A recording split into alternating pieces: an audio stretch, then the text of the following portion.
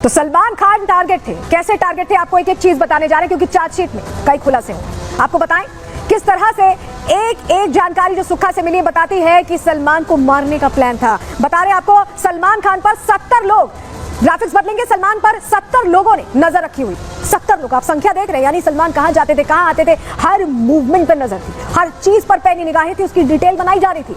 Galaxy apartment हो या पनवेल का उनका फार्म हाउस हो, हर जगह रडार पर थी। 70 लोगों को डिवाइड किया गया था कि आप यहां रहिए, यहां रहिए, यहां रहिए, रेकी करिए कहां जा रहे हैं सलमान खान। गोरेगांव फिल्म सिटी जहां पर शूटिंग के लिए जाते हैं सलमान, उस पर भी नजर रखी जा रही थी। अंदर खाने बड़ी जानकारी हमें मिली है। अप्रैल 2023 से लेकर अगस्त 2024 के बीच प्लान बनाया गया था अटैक का। हमला करने का प्लान तैयार था इस एक साल के अंदर, और सिर्फ हमला करने का प्लान नहीं तैयार था, अब आपको बड़ी जानकारी दे रहे हैं, लॉरेंस गैंग ने स्पॉट भी तय किया हुआ था, यानी कहां पर वो अटैक करना है वो भी तय था। इसके लिए भी एक्शन प्लान बना लिया गया था रेकी करने के बाद। कैसे एक्शन प्लान बनाया गया था? सलमान खान के घर और फार्म हाउस के बीच हत्या करने का प्लान था, वहीं पर अटैक करने का प्लान था। खस्ता हाल सड़क पर जब गाड़ी धीमी होती, गाड़ी की रफ्तार धीमी होती, उस वक्त देखकर सटीक हमला करने की तैयारी थी। ये हमें जानकारी मिली है, उस चार्जशीट थे, और इसी जगह पर घात लगाकर शूटर्स तैनात रहते। जैसे ही सलमान खान की गाड़ी, आप सीन देख रहे हैं, जैसे ही खस्ता हाल सड़क के पास गाड़ी पहुंचती, स्लो होती, गाड़ी की स्पीड कम होती, उसी वक्त ये घात लगाए बैठे शूटर्स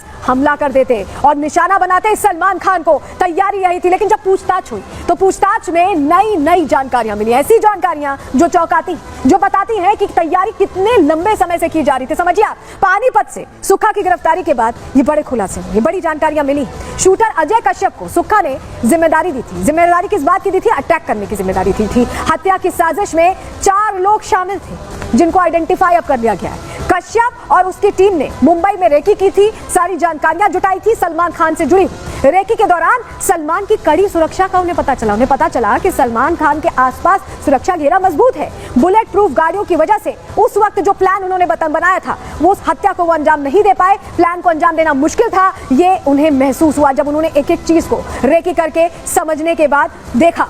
लेकिन इसके बाद कैसे, जब उन्हें यह समझ में आ गया कि सुरक्षा घेरा बहुत मजबूत है, बुलेट प्रूफ गाड़ी है, जो हथियार उनके पास है वो नाकाफी है, उसके बाद प्लान में चेंज किया गया। क्या चेंज किया गया आपको बता रहे हैं। पाकिस्तान कनेक्शन इसके बाद सामने आया, क्योंकि पाकिस्तान से और हाई इंटेंसिटी के हथियार मंगाने की तैयारी, क्योंकि जो हथियार उनके पास थे वो नाकाफी थे। सुखा वीडियो कॉन्फ्रेंसिंग के जरिए तस्करों के संपर्क में था, उनसे बात कर रहा था, हथियार मंगाने की तैयारी कर रहा था। पाकिस्तान का जो गैंगस्टर है डोगर, उससे हथियार मंगाने की तैयारी थी, वो हथियार भारत भेज देता। पुलिस को सुखा के फोन से डील की एक क्लिप भी मिली है, एक बातचीत भी मिली है, और सुखा के साथ डोगर, अनमोल बिश्नोई, लॉरेंस बिश्नोई का भाई, और सप्लायर, तीनों जुड़े हुए थे, यानी तीनों में बात होती थी, चर्चा होती थी कि कैसे हथियार को ले आना है। इस वीडियो क्लिप में मशीन गन दिखाई जा रही थी, यानी जो हथियार भेजे जाने थे पाकिस्तान से, जैसे आप ये देख रहे हैं, ये जो जिस तरह से हथियार यहाँ पर भरे हुए, यही वो हथियार थे जो भेजे जाने थे। आपको बता देते हैं कौन कौन से हैं। ये AK-47 मंगाई गई, M16 मंगाई गई, AK-92 मंगाई गई, जिगाना मंगाई गई थी, और मशीन गन मंगाई गई थी, और ये पाकिस्तान से सब कुछ मंगाया जा रहा था।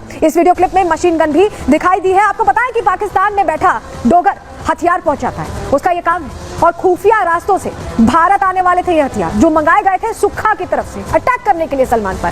तस्करी के लिए ट्रक का इस्तेमाल करने वाला था ये डोगर जो है, पाकिस्तान का जो आतंकी है, और कश्मीर, कच्छ, भुज, नेपाल के रास्ते भारत आने की तैयारी थी इन हथियारों की, और इन्हीं हथियारों से उस सुरक्षा घेरे को तोड़ने की तैयारी थी जो सलमान के आसपास है। जब ये महसूस हुआ कि सुरक्षा घेरा कड़ा है, उनके हथियार काम नहीं कर पाएंगे, तो इसके लिए हथियार भी अरेंज कराए जा रहे थे, यानी तैयारी बड़ी थी, प्लान बड़ा था, लेकिन इस पूरी साजिश को डिकोड कर लिया गया है। रिपोर्ट आपको दिखा रहे हैं।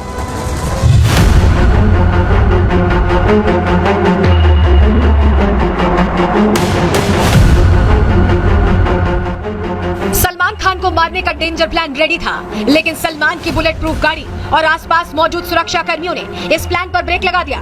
सलमान की टाइट सिक्योरिटी देखकर शूटर इस प्लान को अंजाम नहीं दे पाए और इसे नए सिरे से अंजाम देने की कोशिश में जुट गए। दरअसल हरियाणा के पानीपत से शूटर सुखा को गिरफ्तार करने के बाद पनवेल टाउन पुलिस सुखा को मुंबई लेकर पहुंची। ये वही सुखा है जिसने सलमान खान को मारने के लिए सुपारी ली थी, और फिर इस काम पर 5 बदमाश लगा दिए। लेकिन जब वो बदमाश पुलिस के हत्थे चढ़े तो सुखा का नाम सामने आया। खुलासा हुआ कि सुखा ही लॉरेंस गैंग के संपर्क में था। उसके कहने पर ही सलमान खान के घर की रेकी की गई और फिर फायरिंग की वारदात को अंजाम दिया गया। ये भी सामने आया कि सुखा यूएस में छिपे गोल्डी बराड से भी डायरेक्शन ले रहा था। इसके अलावा सुखा मुकेश फौजी के संपर्क में था। मुकेश फौजी जेल में बंद संपत नेहरा के लिए काम करता था। सुक्खा भी संपत के टच में था। इसी का सबूत है कि सुक्खा के फोन में संपत का जेल वाला नंबर मिला है। जांच में सामने आया कि अभिनेता सलमान खान को मारने के लिए लॉरेंस गैंग जिन हथियारों का इस्तेमाल करने वाला था वो सुक्खा की पसंद के होते। टाइट सिक्योरिटी की वजह से हाई क्वालिटी के हथियारों की जरूरत थी। ऐसे में सुक्खा की ही पसंद के पाकिस्तान से मंगाए जाने वाले हथियार शूटर्स को मुहैया कराए जाने थे। मुंबई पुलिस की जांच में सामने आया कि सुक्खा व्हाट्सएप से वीडियो कॉन्फ्रेंसिंग के जरिए हथियार तस्करों के संपर्क में था।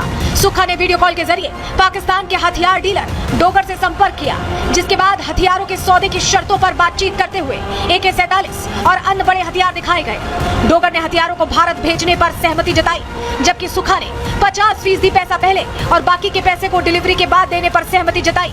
ये भी सामने आया कि आरोपी पाकिस्तान से अत्याधुनिक हथियार खरीदने की तैयारी कर रहे थे, ऐसे हथियार जिनसे पंजाबी सिंगर सिद्धू मूसेवाला की हत्या की गई थी।